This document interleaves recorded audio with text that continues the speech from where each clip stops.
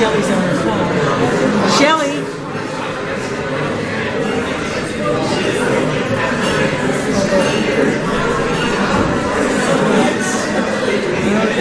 Okay. I guess these guys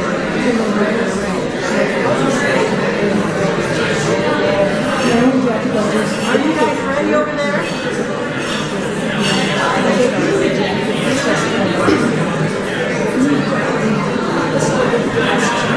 Yeah, it is.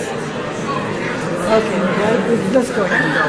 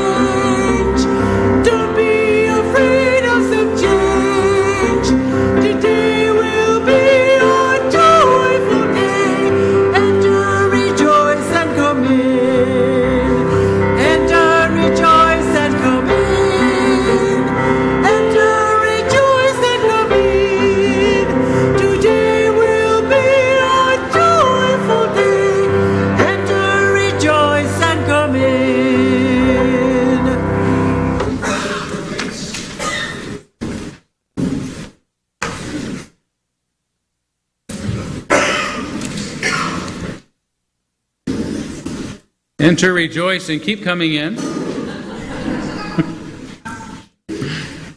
Good morning, everyone. Great to see you. Welcome to the Unitarian Universalist Church of Spokane, where our mission is to join together to create a nourishing, liberal, religious home and to champion justice, diversity, and environmental stewardship in the wider world. Or in short, to create community, find meaning, and work for justice.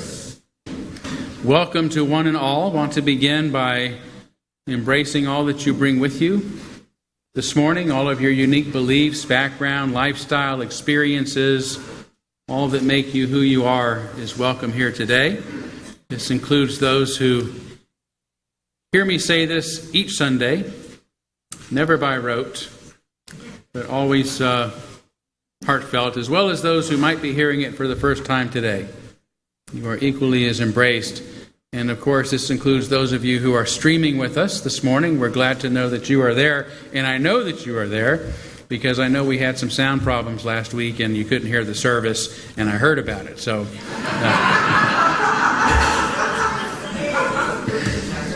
and I'm still hearing about it. So, but that's actually great. We do try to have the technology work, so I apologize that you weren't able to fully participate last week, but I'm glad you stuck with us, so thank you. Before you greet one another, just a couple of things. One, next Sunday's service, as posted in your order of service or on the focus, is incorrect. Next Sunday is the annual visit from Venerable Children from the Tavastri Abbey. So she will be here next Sunday, and then I'll be giving the sermon listed the following Sunday, the first Sunday of November. So I just wanted you to know that, just in case you weren't going to come if you thought it was me.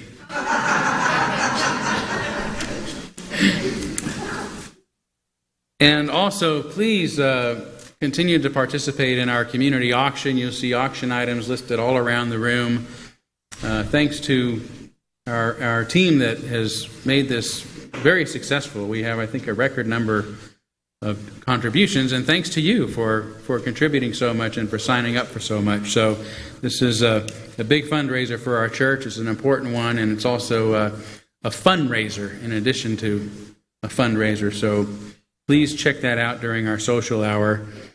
And then finally, I just wanted to say thanks to all of you.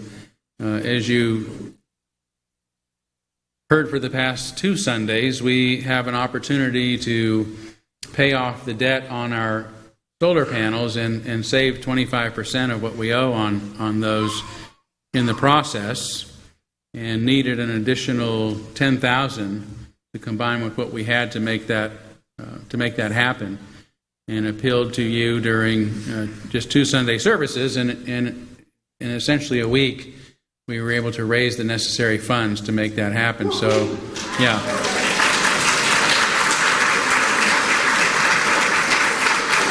So that's great news, but also I just really just want to say thank you. It's just such a rare opportunity in a church community to have so many members that take such personal ownership of our community, of our church community and its building and everything that goes with it. It's just so refreshing and rewarding for me to know that that's how you feel about what we do here. And so I just want to thank you. I just wanted to take an extra moment today to say thanks. That's a big deal. It's a big deal. And I really appreciate it. I know we all appreciate it.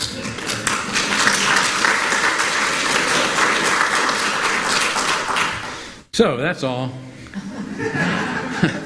Do take a few moments to greet one another now. As always, say hi to those that you look forward to seeing each Sunday. I hope you'll make some new friends today. And if you are joining us for the first time, please don't be bashful. We're glad you're here.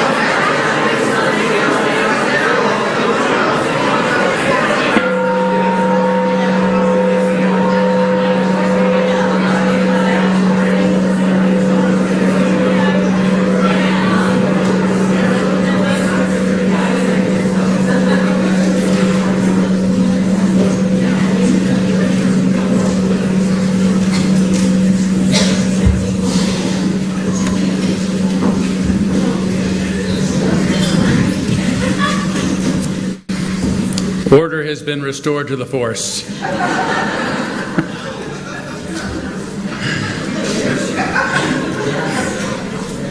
I hated to break that up this morning. This is You guys are ready to visit, aren't you? Well, I promise the service will only last about an hour. And then we can have social hour and you can visit a lot more with each other. But let's go ahead and light our chalice, a very significant part of our time together. Chalice, of course, is the symbol of our faith, the symbol of our unity and our solidarity, of our openness and our inclusion, of our community and our individual uniqueness. May this small flame be our offering of warmth to those who are cold and alone, and a light to those in darkness. May it be a flame that ignites justice in our world and a beacon of hope to those in need, and may it reflect at least a spark of truth wherever truth has been lost, and cast a healthy shadow of doubt wherever it's been found.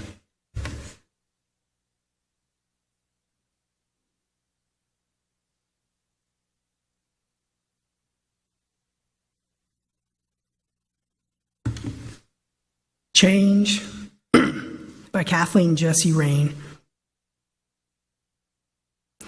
Change, said the sun to the moon, you cannot stay. Change, says the moon to the waters, all is flowing. Change, says the fields to the grass, seed time and harvest, chaff and grain. You must change, said the worm to the bud, though not to a rose. Petals fade, that wings may rise, borne on the wind. You're changing, said death to the maiden, your wan face to memory, to beauty. Are you ready to change? Says the thought to the heart, to let her pass all your life long. For the unknown, the unborn, and alchemy of the word stream. You will change, says the stars to the sun, says the night to the stars.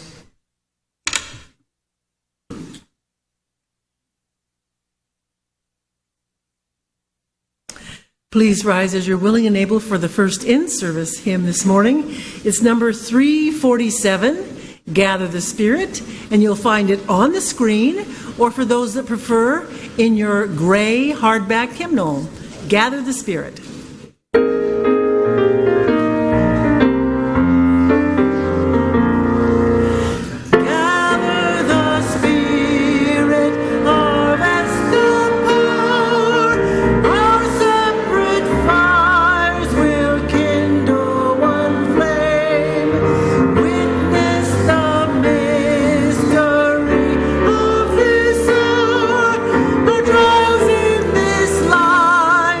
Appear.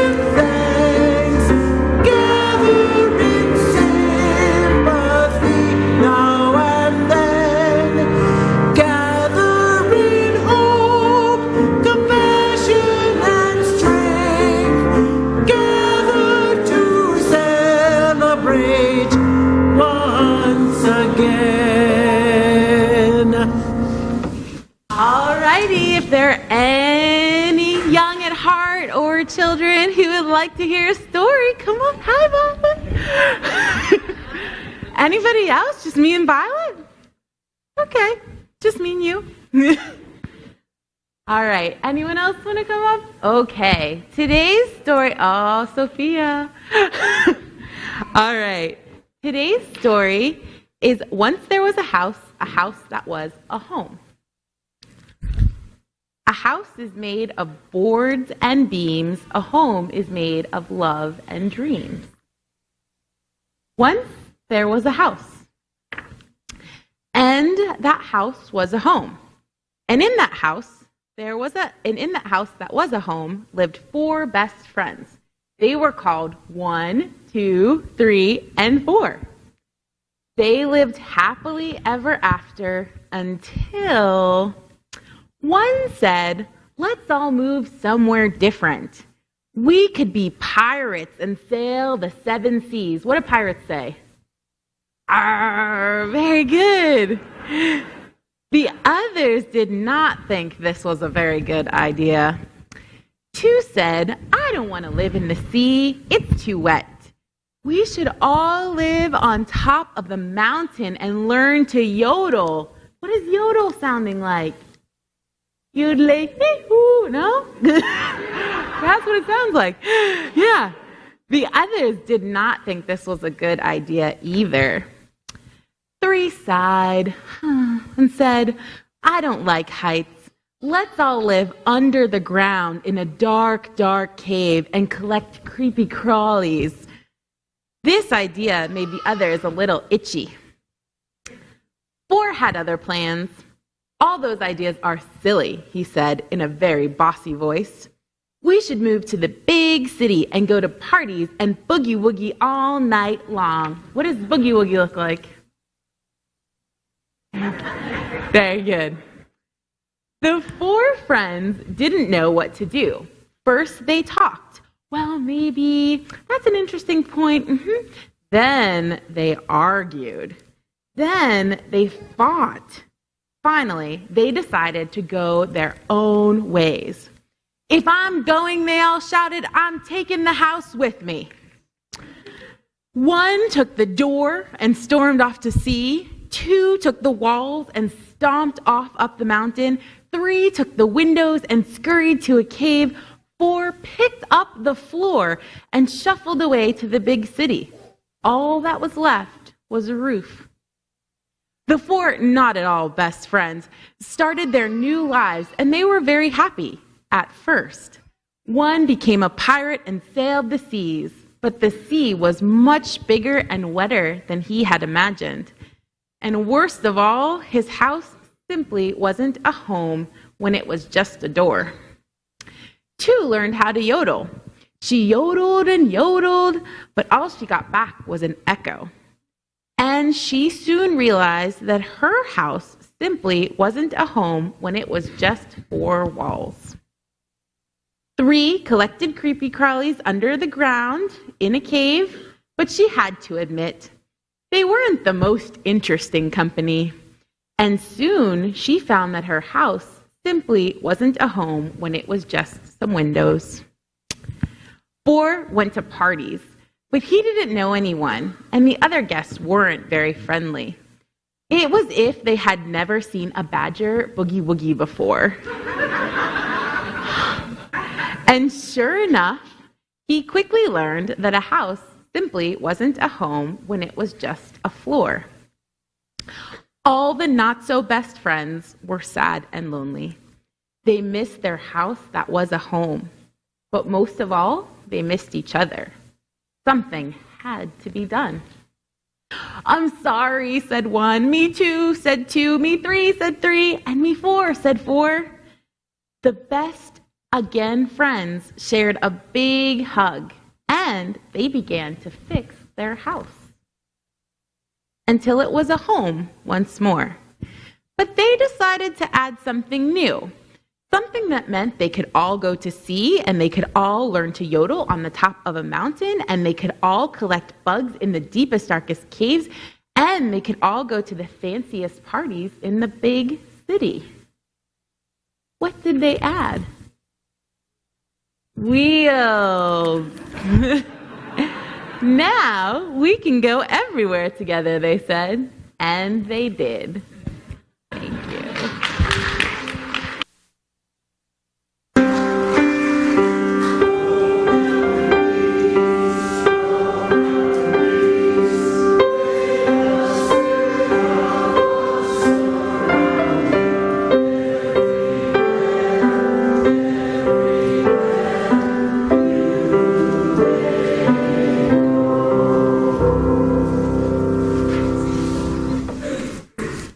So today's the third Sunday of the month, so we've actually got a special offering for today. You may have noticed it in your order of service. October's special collection, NAMI Spokane. NAMI Spokane is a local affiliate of the National Alliance on Mental Illness. NAMI is a grassroots volunteer self-help organization dedicated to helping improve the quality of life for all who have been affected by mental illness. NAMI started in 1980 as a nonprofit organization, relying on donations and grants to support programs such as public education and information, family support activities, and advocacy on behalf of people living with mental illness, which are offered free of charge. We now gratefully give and receive this morning's offering, which sustains this community and its mission to the larger world.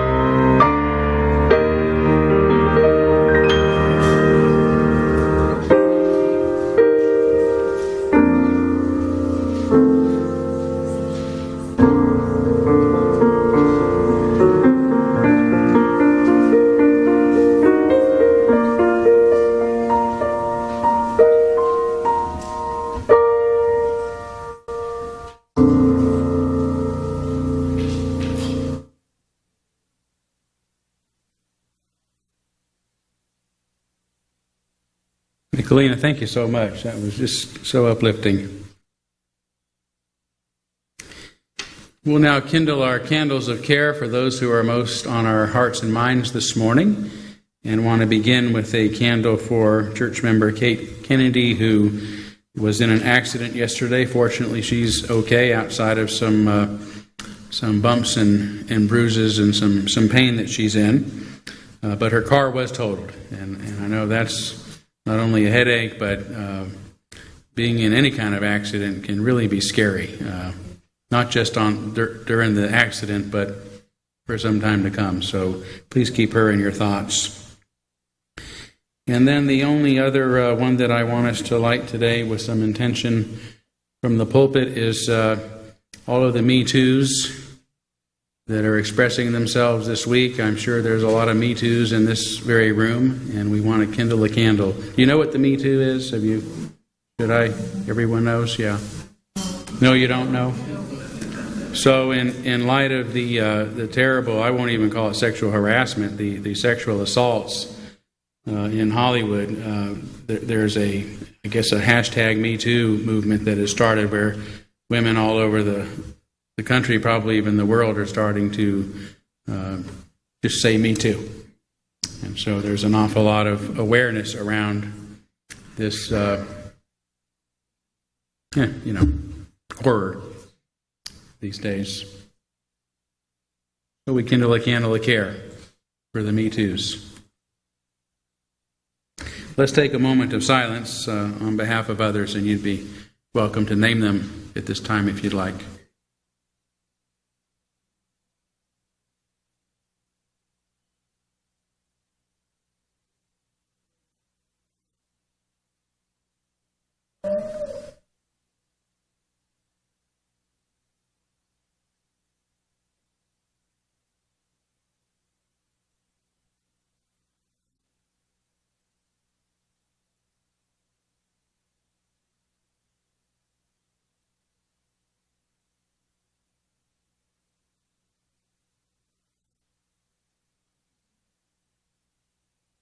Those named aloud and those embraced in our silence, and all those who are suffering in our world at this hour, we hold in our community with compassion.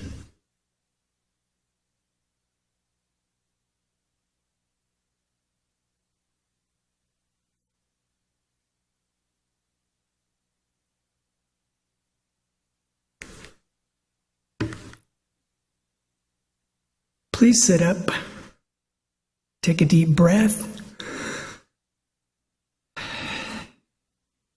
Close your eyes if you'd like. This is by Marianne Williamson. The power to rethink a situation is our greatest tool for transforming the world.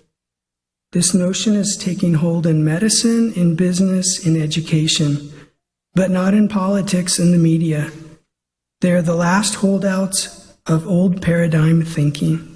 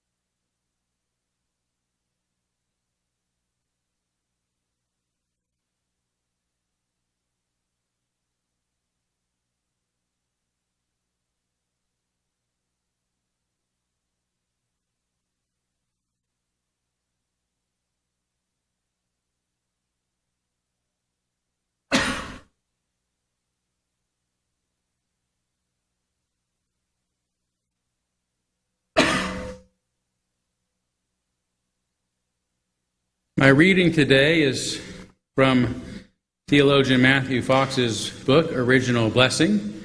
For those not familiar with Original Blessing, it's the book that got him silenced and eventually excommunicated from the Catholic priesthood. And this is a portion of his sentiments on what it means to be a prophet. The prophet knows something about trusting anger, trusting one's moral outrage, trusting what is intolerable, and molding that anger and outrage into creative possibilities. When Meister Eckhart says that all deeds are accomplished in passion, he is underlining how important a blessing anger and outrage can be. The fall redemption tradition has made far too much of anger as a sin. In fact, anger is often necessary to see one through the interference that must be accomplished. Anger, after all, is proportionate to one's love. Gandhi at one point called his work useful because it struck the religious imagination of an angry people.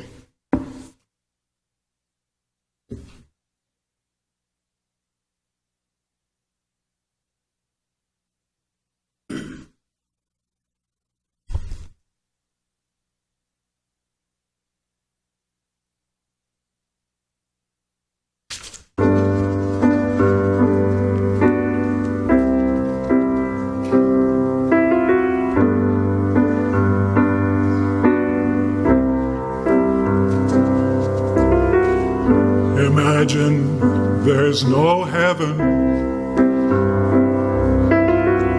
It's easy if you try.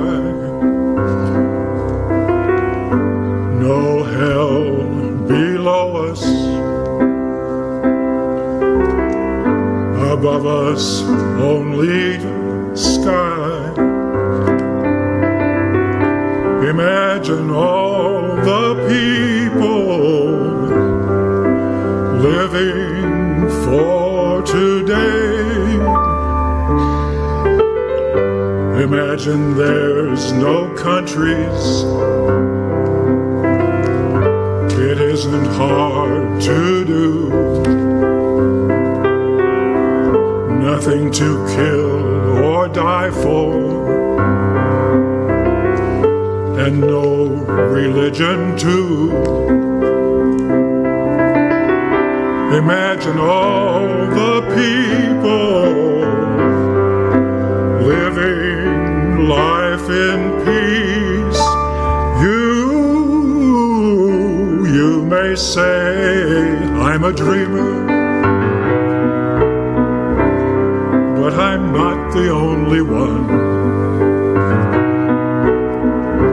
I hope someday you'll join us, and the world will be as one.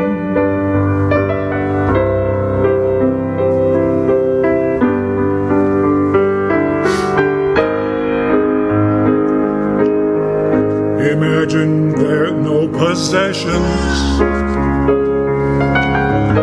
I wonder if you can.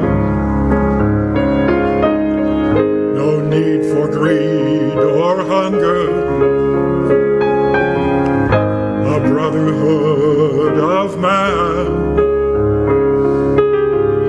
Imagine all the people sharing all the world. You may say I'm a dreamer, but I'm not the only one. I hope someday you'll join us,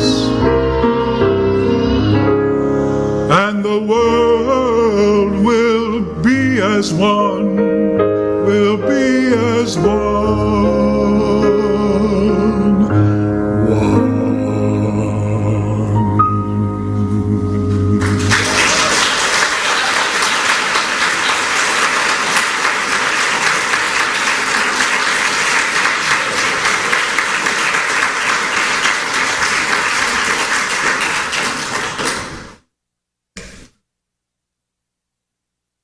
Thank you, Doug. Thank you, Michelina.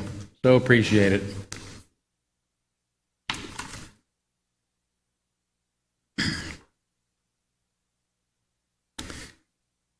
So when I was a very little fellow, before I'd even started kindergarten, I used to get up early in the morning to watch the Jack LaLanne show.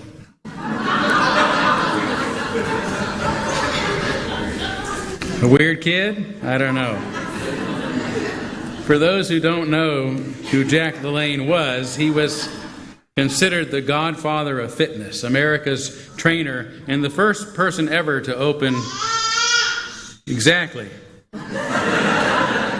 To open a commercial fitness center. That happened to be in San Francisco. I don't know exactly why I liked watching his show, which ran from 1951 to 1984 in some form. I I never did any of the jumping jacks or the push-ups that he led his TV audience so enthusiastically in. I think it was mostly because of those occasions that he invited his dog, a white German Shepherd named Happy, to join him on the set. Do you remember Happy? So I loved Happy. He didn't always bring him. It was a real treat, but I'd get up early to watch just in case. Now, the other thing that I remember, which is really why I bring it up about watching the Jack LaLanne show, besides those jumping jacks and Happy, were the public interest editorials that often aired during the commercial breaks. Back then, broadcasting licenses were granted to local stations only in the public interest, which meant that they were required to devote some of their airtime to discussing controversial public issues and to present opposing opinions on such matters. If a paid sponsor presented one side of an issue and nobody paid to present another opinion, it was actually up to the station involved to provide free airtime and take it upon themselves. Some of you remember those days. Some of you are like, really? That's because in 1987, during the Reagan administration, Federal Communications Chairman Mark Fowler led a successful repeal of the Fairness Doctrine, which had been in place since 1949, claiming, guess what, that it was unconstitutional and violated free speech. The same excuse used to pass Citizens United just a short time ago. Fowler also eliminated regulations restricting the number of stations that one company can own in a single market. A few years later, under President Clinton, the Telecommunications Act of 1994 allowed cross-media ownership, meaning corporations could buy up as many kinds of media outlets as they wanted, wherever they wanted to, which has resulted in just 5 corporations now owning virtually every radio and TV station and every network, newspaper, and magazine in the country. If some of today's largest banks have become too big to fail, the national media has become too big to succeed. Because without the Fairness Doctrine in place, with near complete control of the flow of information in our nation, and motivated by nothing more than their own profit, they have little need to be accurate, unbiased, or civil in their reporting.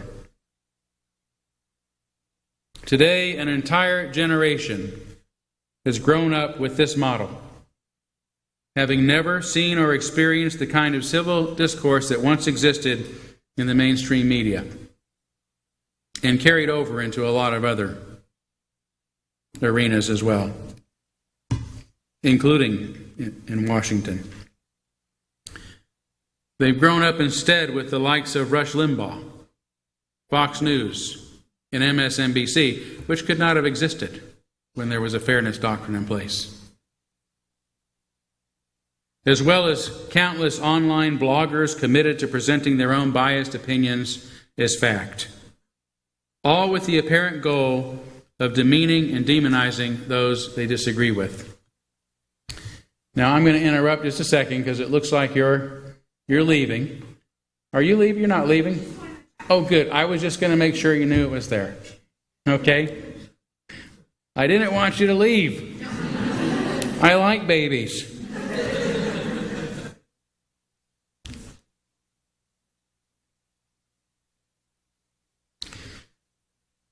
So these bloggers, that of course, like they've seen on the news these days, or in the news, present their own biased opinions as if they're fact. And all seem to have the apparent goal of demeaning and demonizing those they disagree with. They've grown up in an era in which the entire point of communications is to silence and destroy the opposition, in which discussion, much like its cousins, percussion and concussion, is all about blasting one's opponents in the vicious war of words, in which those responsible for telling the news often become the subjects of the news, in which free speech means the freedom to shut down speech, to control speech, in which opinion is passed off as news, propaganda is considered fair and balanced, and paranoid conspiracy theories are given serious attention, while the only serious news we get is from comedians.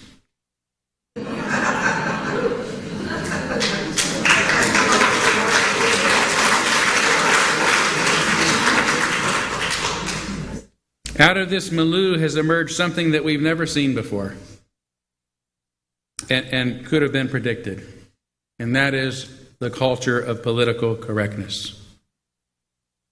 A philosophy of some social progressives who think nobody should get away with saying things they find offensive.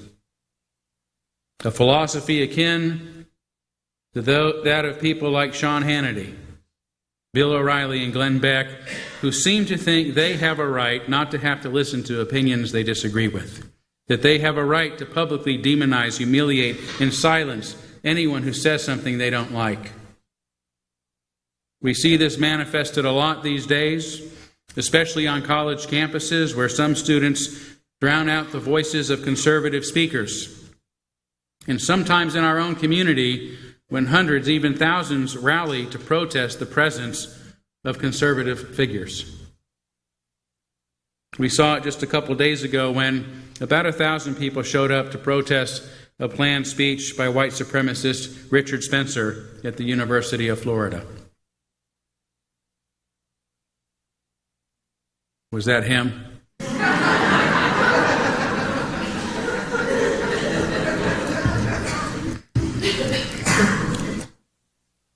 I personally think that it's greatly encouraging when these small groups of racist outliers are overwhelmed by masses chanting things like, "Not in my town, not in my state, we don't want your Nazi hate."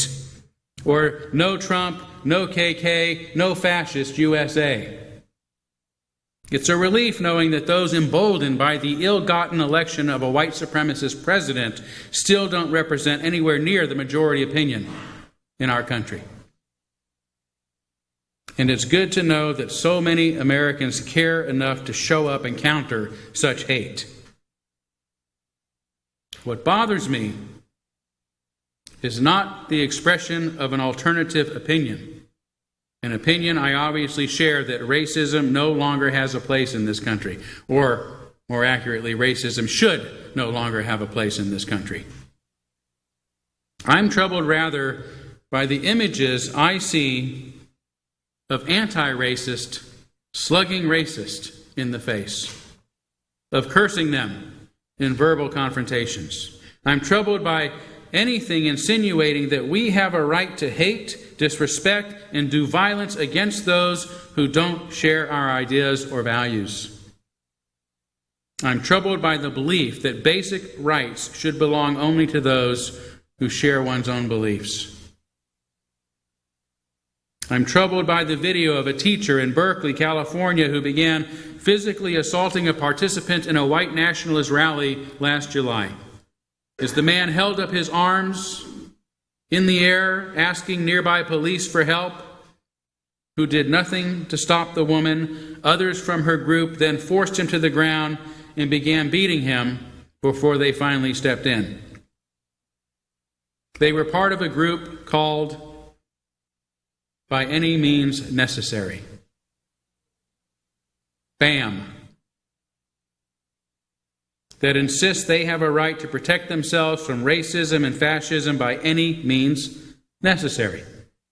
When cell phone video of the assault eventually led to a felony charge against her, Yvette Filarka said during her arraignment, Standing up against fascism and the rise of Nazism and fascism in this country is not a crime. We have the right to defend ourselves. It is this first strike mindset that justifies protecting ourselves from those with ideas we consider dangerous by any means necessary that disturbs me. As a liberal who lives in a nation that has vilified liberals for the past 40 years, longer than that, but they took a little hiatus during the Cold War when they had the communists to pick on.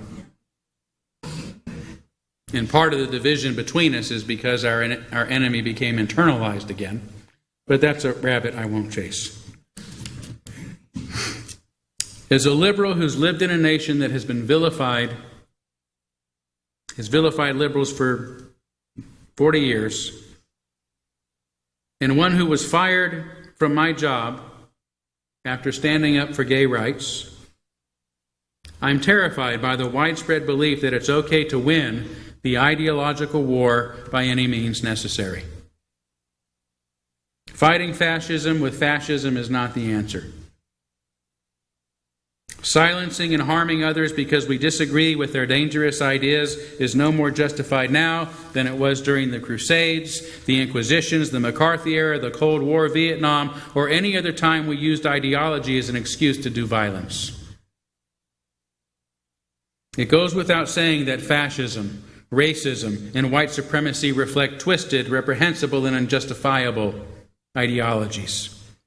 Of course we must combat these ideas, but not by any means necessary. It's not okay to win by any means necessary just because we're convinced our side is right. It's not okay to do violence against those we disagree with just because we're convinced that our side is right. It's not okay to deny equal rights or equal protection under the law to those who don't think like us just because we're convinced that our side is right. It's not okay to incomprehensibly gerrymander voting districts to give our side a skewed and unfair advantage just because we're convinced our side is right. It's not okay to purge the rolls of those most likely to vote against us just because we're convinced our side is right. It's not okay to buy up all the media in the country, to control the flow of information and prevent those we disagree with from being heard just because we're convinced that our side is right. It's not okay to use a politically correct term. It's not okay to create a bogus drug war, an era of mass incarceration, to politically disenfranchise those we disagree with just because we're convinced our side is right. It's not okay to enact politically motivated racist voter suppression laws just because we're convinced our side is right. It's not okay to ignore the rules, then simply change them overnight to appoint our own Supreme Court choice just because we're convinced our side is right.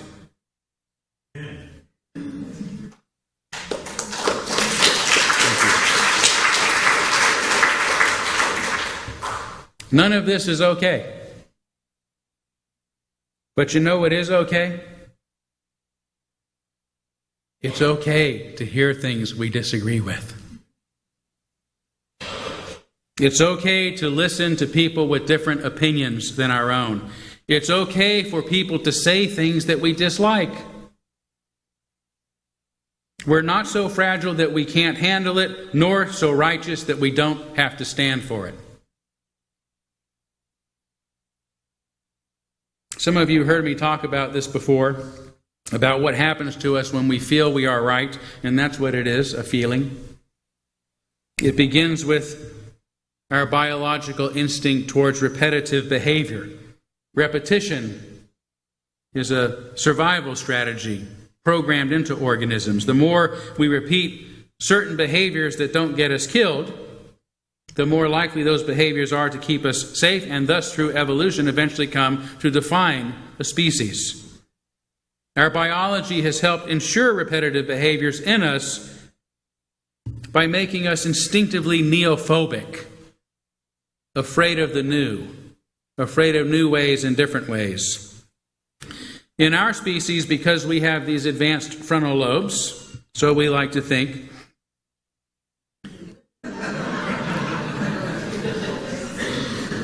this innate fear extends into the realm of ideas, of new and different ideas, which we fear might lead to new and dangerous behaviors that divert us from the tried and true ways of the past. So the feeling of being right releases dopamine into our system, a neurotransmitter that feels really good, and a feeling that is withdrawn when we feel uncertain, causing us to feel threatened. I've witnessed this occur during one-on-one or small group conversations when someone is confronted by opinions contrary to their own that become so threatening the conversation goes immediately from being one of a simple matter to a moral issue in which lines are so quickly drawn that dissenting opinions get shut down and the conversation usually comes to a stop. But as I've said before, when we're sure we are right, we can be sure we are having an emotional reaction. This seems to me to be what's happening in our society at large these days on all sides of the issues, with people being so convinced that they are right, that they have a right to defeat those they disagree with by any means necessary. Instead of listening to each other and honestly evaluating our reasons and the empirical evidence outside of our ideal realms, much of our discourse is controlled by fear and the flow of dopamine, by how good it feels to be right and how scary it is not knowing. An additional problem with making certain ideas taboo to talk about is that in all the battling of minds for control of the discourse and to establish a dominant language in which everything is framed in just the right way, is that this emphasis on words doesn't address the real threats and injustices in our world. I know that words can be hurtful and sometimes are worse than sticks and stones, and that bad ideas can cause us to ignore our most pressing problems and can even make things worse by trying to force the square peg of our minds into the round hole of the real world. But it's far more important and effective for us to concentrate our efforts on changing these realities than changing minds. These days I hear a lot of talk about talking, coming from liberals who think the problem with the world is that we've not been willing to listen to conservatives, and that all we need to do is start talking with them so they feel understood, and that's going to solve everything.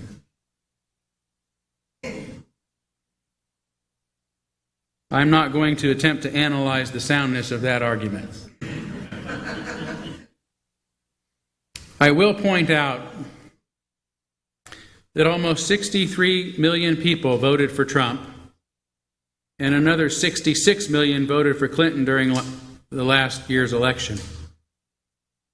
While talking to each other for better understanding may seem like a good idea, I keep asking, what practical system is there for getting 110 million ideologically divided people together to have a relative conversation?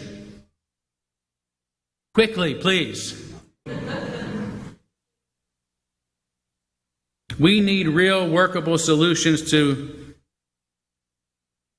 deal with today's immediate problems, and can't wait for pipe dreams about everyone being on the same page, which, let's face it, means our page, to come true, because we got the right page. Yet when we believe we are fighting an ideological battle, then it's easy to believe the solution must be ideological.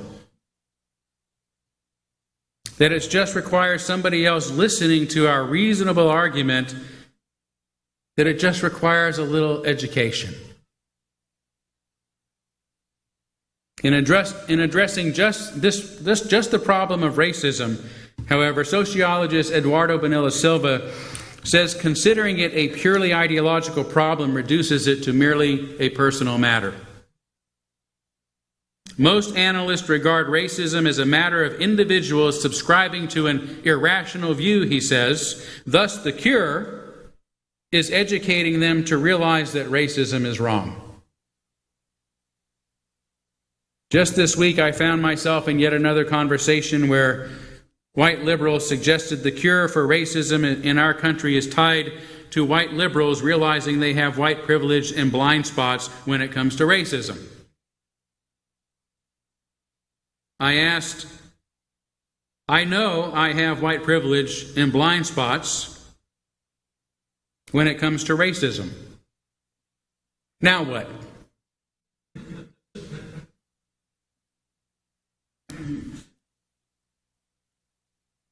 Most people in our country today, white people included, no longer hold overtly racist views. But that hasn't translated into ending systemic racism. That's because, as Bonilla Silva says, after a society becomes racialized, racialization develops a life of its own. In other words, racism is no longer dependent upon racist beliefs. All of us are caught up in it, and we're not going to end it by changing hearts and minds, or by simply removing racist language, or symbols, or monuments. We won't end racism in this country until we tear down its systems and its institutions that have continued to plug right along ever since the Civil Rights Act was passed in 1964.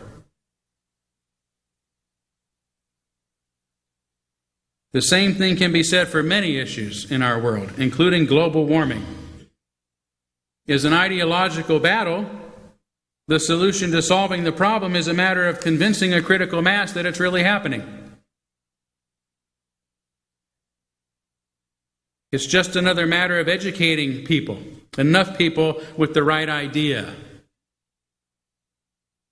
But is the problem really just that too many people don't believe it's happening? They can't really disbelieve in something that's right in front of them, can they? They can deny it. They can ignore it. They can say they don't believe in it. They can pretend that it's not happening as an excuse to maintain the status quo, as an excuse to keep doing things the same way we've always done them, but they can't disbelieve in something so obvious. The solution to global warming, rather, is, again, changing the systems and structures that keep us dependent upon fossil fuels. It means carbon taxes, new emission standards, switching to renewable energies, and other real changes that make immediate practical differences. Dr. King once said, "It may be true that the law cannot change the heart, but it can restrain the heartless." Yet too many of us keep making the same mistake, believing we can resolve our greatest problems by convincing enough people that we are right, that our ideas are the best. And while the rest of us are busy fighting the ideological divisions that bogus wedge issues have created between us, the powers that be are busy changing the rules in their favor through gerrymandering, voter suppression laws, voter purges, and mass disenfranchisement so they can win elections with the minority of the votes. Or by preventing legitimately elected presidents from appointing federal judges or even Supreme Court justices. Or turning the free press into a corporate monopoly. Or putting oil barons in charge of the EPA. Or by ruling that corporations are people and money is free speech. These relatively simple actions have changed the world in the course of our society for the worse. Last year, right after the disastrous election, record-breaking numbers of people participated in protest marches, including a 10,000-strong women's march right here in Spokane. Yes, I was proud that so many of our church were part of it, including me, with my kitty cat hat that Sue Watering made me.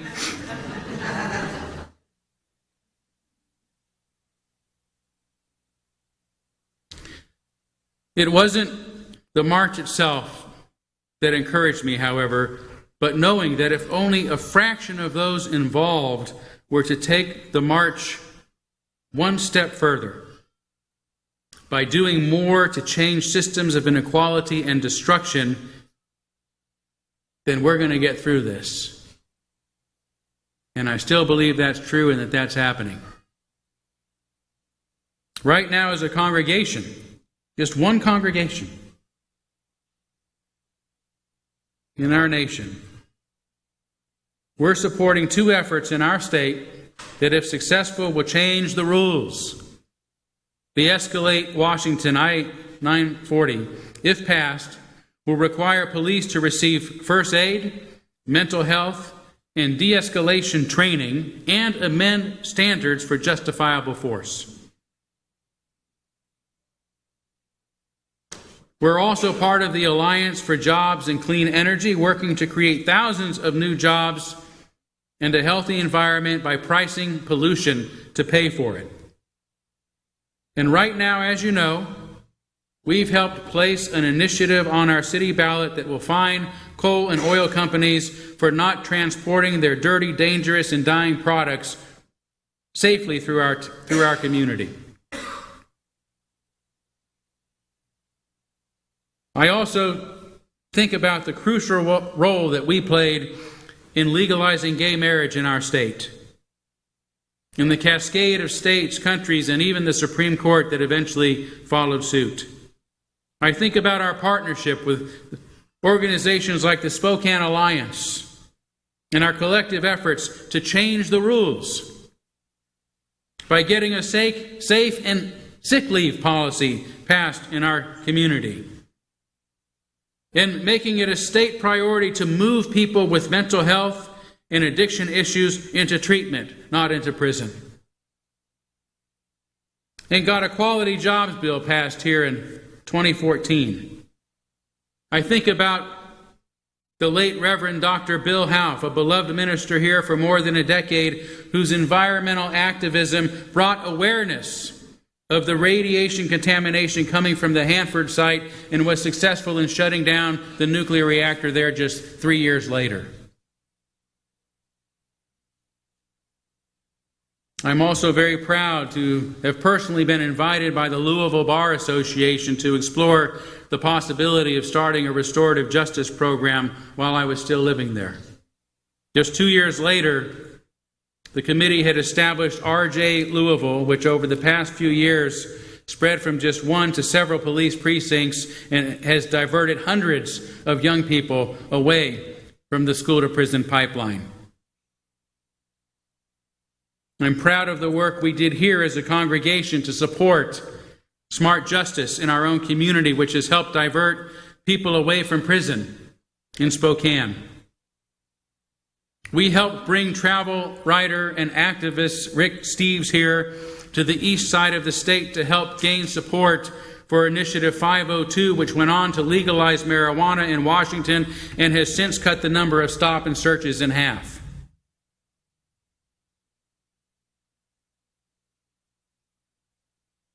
Do you know what all these game-changing endeavors share in common?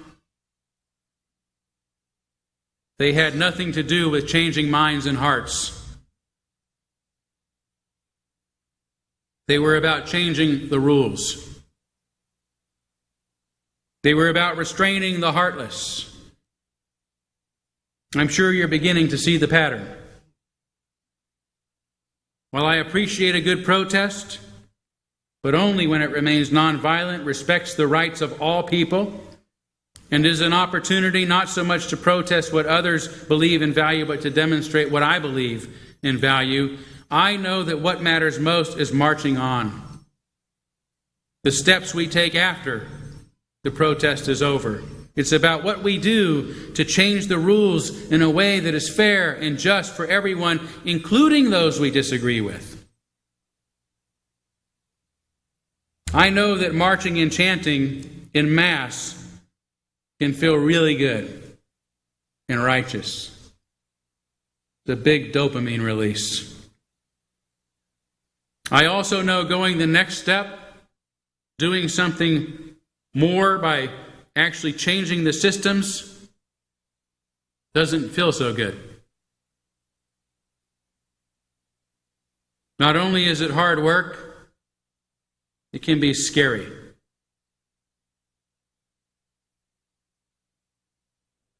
I see Joy up here who works for Planned Parenthood. I know you know what I mean.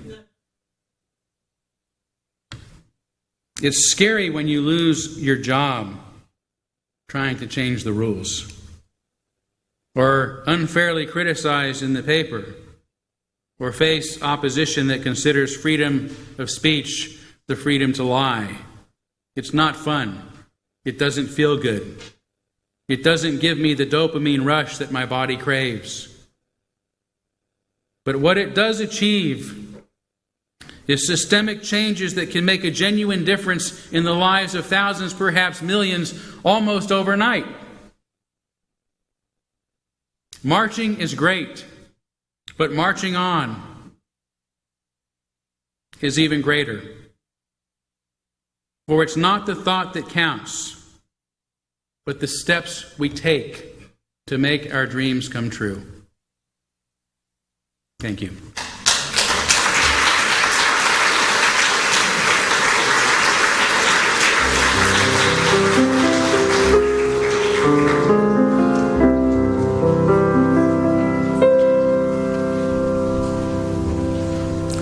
Well, we're going to sing about that one more step. And so please stand as you're willing and able to sing this song, One More Step, number 168 in your hymnal, or you can see the words on the screen. And let's add the first verse to the end of this one so that we can sing One More Step twice, the first verse and the last verse. Okay, here we go.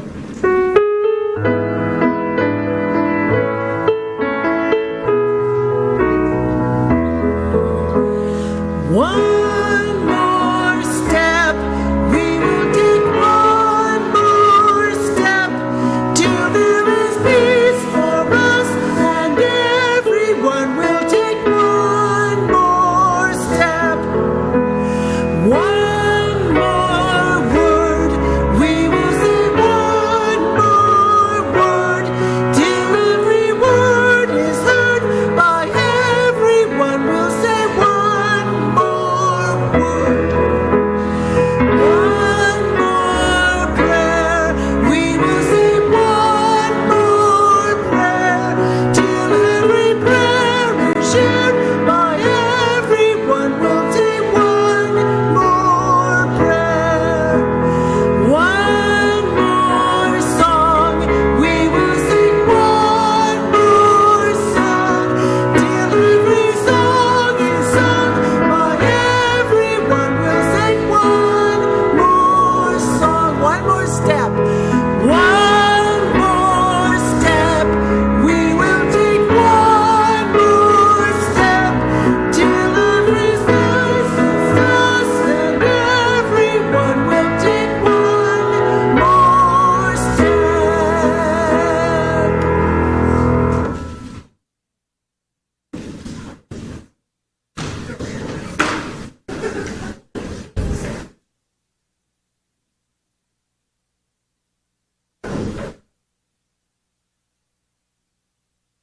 To Soulfully Survive the World's Mayhem by Heather Rionstar. May whatever gatherings or activities we engage in this Sunday afternoon help restore us, our connections to one another, our sense of hope, beauty, and fun in this world, our deep knowing that we have to take care of ourselves and each other with love and joy if we are to soulfully survive the world's mayhem. Amen. Blessed be. Salam alaikum and shalom.